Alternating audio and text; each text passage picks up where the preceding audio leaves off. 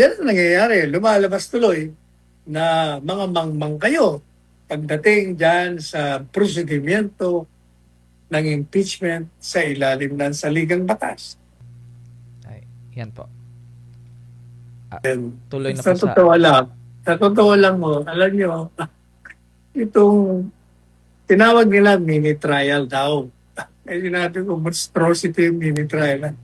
Incongruity.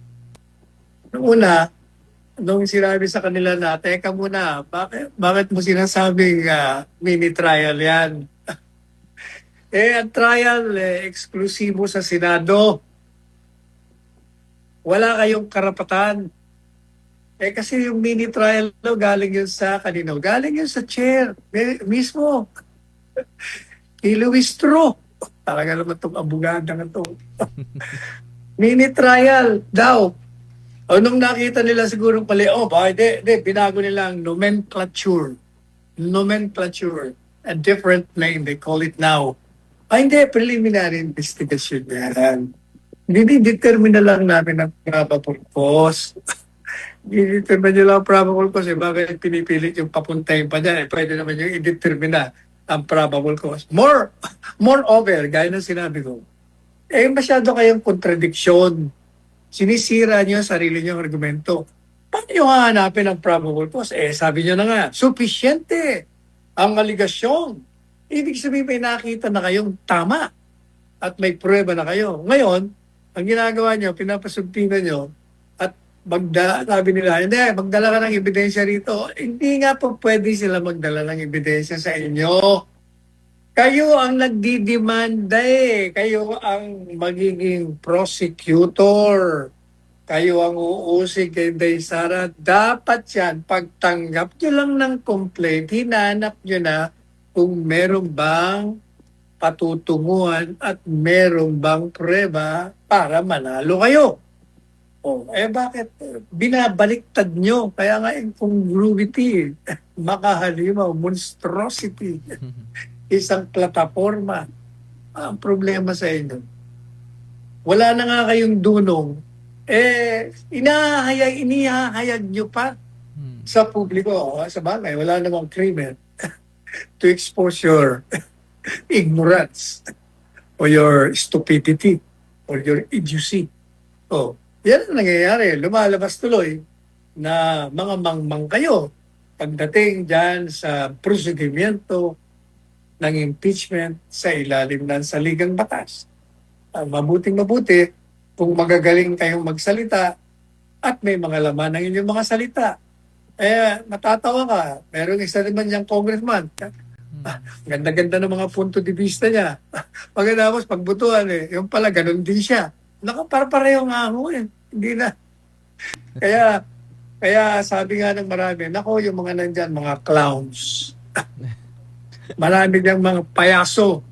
Marami diyang mga BO to the second power. Meron dyan mga IDIO, TS. Sabi nila, yan mo kaya masisisi niyo ba? Kaya sabi ko po sa akin, ano bang naging kasalanan ng bansang ito?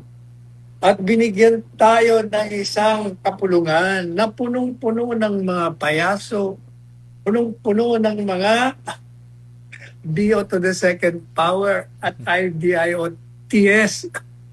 Diyos mio, perdon naman. Ano ba yan?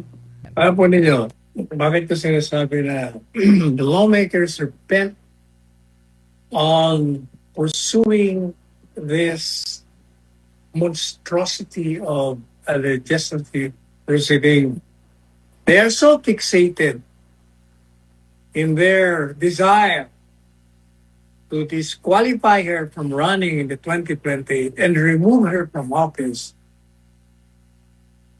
In the process, they forget common sense having escaped them. Nawala na sentido ko, tinakasan na sentido ko mo. Na ito pong complaints, gaya ng paulit-ulit nating pinaliwanag. Walang batayan. Kahit sa anong kanto nyo tingnan, in whatever corner you see and look Nag-examine talagang wala.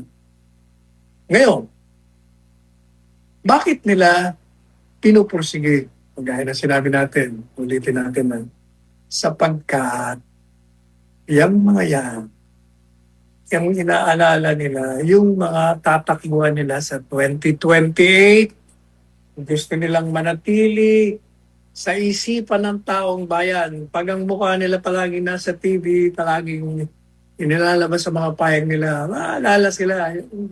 Kahit na nga bad publicity, sabi nga nila, Mm. publicity still, whether it's good or bad. Kahit na, alam po nila na moro-moro yung ginagawa nila. Bakit moro-moro?